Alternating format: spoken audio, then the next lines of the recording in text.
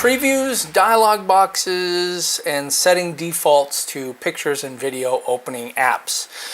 With Windows 8, the defaults are the full screen apps, the full screen video, and the full screen photos. I can't stand those, especially if I want to open something real quick. For video, and I'll have something later, I've completely switched to VLC for everything, for QuickTime to MP4s, you name it. Anything that I can open, or any video that I want to open, I use VLC. But for previews for photos, I just use the Windows Photo Viewer, which is the old one, and it's because it's simple, it's easy. Plus, there's also preview options inside a regular Windows Explorer window, and you can get those same previews in an open and save dialog box.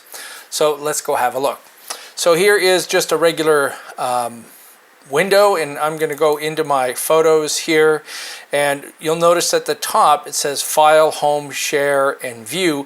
These will change depending on what you're clicking on. So if I just go back out one, go to Videos, and then click on a video, you can see I get video tools here, and really this is nothing more than play, play all, or play to a certain device that I happen to have on here.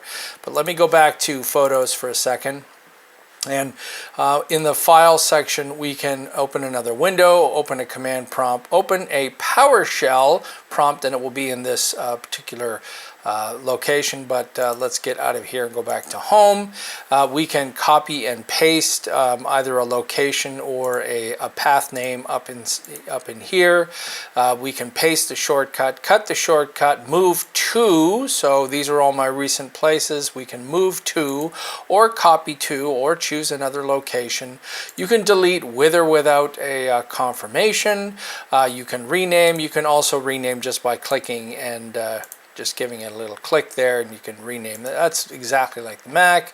There's some easy items in here, so if you want to create a new folder, new shortcuts, what have you, there's also keyboard shortcuts for that. You can map the drive, and again, these are all going to change depending on what you're using. So let's say I wanted to open up one of these as a preview. If I double click on it, it's going to take me to this preview, which is the full screen preview. I'm going to move my mouse up in the top and drag it down, and I can't stand that preview. So I want all of my images to be previewed, and these are things that obviously regular image applications understand. Obviously, layered Photoshop files are going to open in Photoshop. I set TIFFs to open in Photoshop, but let's just say my regular images that I want open. I'm going to select one. I'm right-clicking and choosing Properties. And I can choose Open With temporarily to grab something, or choose the default program, or I'm just going to choose Properties, and it says opens with photos. That's the full screen Windows 8 one. Windows Photo Viewer. Of course, you can use Apple's Picture Viewer if you prefer that. And now it's going to change all of those. Click OK. Now when I double click on it, I just find this easier to manage. It's one quick little window that I can open up, and and there it opens up. That one's open in Photos.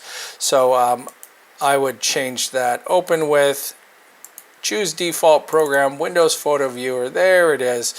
Now it's loading in there. I think that was a CR2, an IMG. So that was a RAW file. Nope, that was a JPEG. Okay.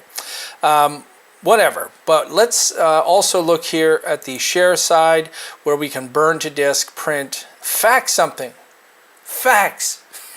Imagine faxing a color photo. Anyway, let's go back to View, and here we've got different kinds of views, and I'm not clicking here, I'm just mousing over, and it's a pretty quick way to look at these. Obviously, images, you can look at these extra large icons, but what if I went to just large icons and I wanted a quick preview of something? So let me just grab an image here that I want to look at a preview of this. On the top left hand side, there's navigation panes in here where you can expand to show an open folder, show all folders, show libraries, show favorites. The favorites I have mapped right inside here, and you can drag and drop from the right directly in here. there's a details pane, so I'm going to click on here, and these are all the details for that particular file. And you can see it's everything from when it was open, its dimensions and pixels, what is the f-stop, the exposure of that, and here's the preview pane. You can also get to that by hitting the Alt-P key for quick preview. That is fantastic because now I can jump through these photos real quick and get some of these previews just showing up just like that. Alt-P anytime I want. You can also sort. So if I click in here, I'm either clicking on the button to sort or clicking the little drop down triangle. I could sort by name, modified, and ascending, descending. And check this out, choose columns. Click in here. You can add any number of these columns in here. It's pretty damn amazing.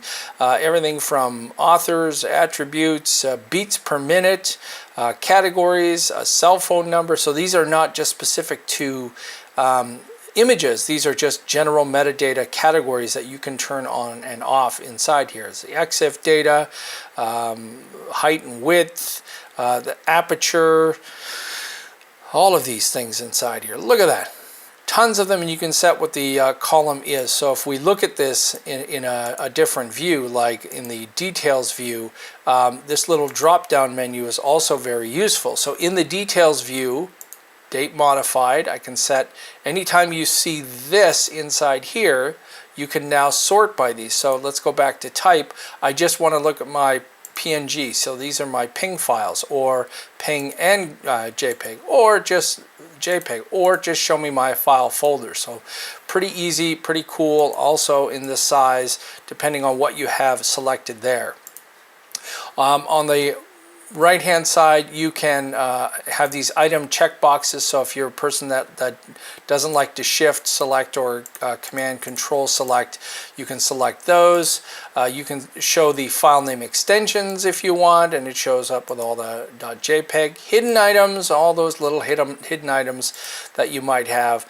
And you also have options in here to change folder and search options. So when I click in here, it takes me into my folder options, which is a general Windows option inside here. So I could take these photos here. This is on a server. I can drag that over to the left hand side and drop it right in there. Now I'm jumping right into my photos right in the left hand side, and you can right click and you can remove that, rename that. It's not duplicating it, it's just like a quick shortcut that shows up in here. Now let's jump into Photoshop, File, Open, and Photos. So I can go to that same location over here and check those files out. And guess what? Here's Alt-P. I get that same preview area on the right hand side, and if I drag this out really big, then I'm able to select that very easily. Boom, just like that, and get lots of information inside there. So wanted to make sure that that was the right file that I was opening up. So and you'll get that in a number of applications. That's not just Photoshop that does that, although it is much easier in Photoshop. But look at this. Everything that I was doing on the desktop, I have choices in here to do the same thing. I could be renaming these files right from here. This is the Open Save dialog box. Here's me selecting that file right in there. I'm selecting multiple files in here. I could preview those. I could send them out to somewhere else. I love that Microsoft gives you all this power inside an Open Save dialog box.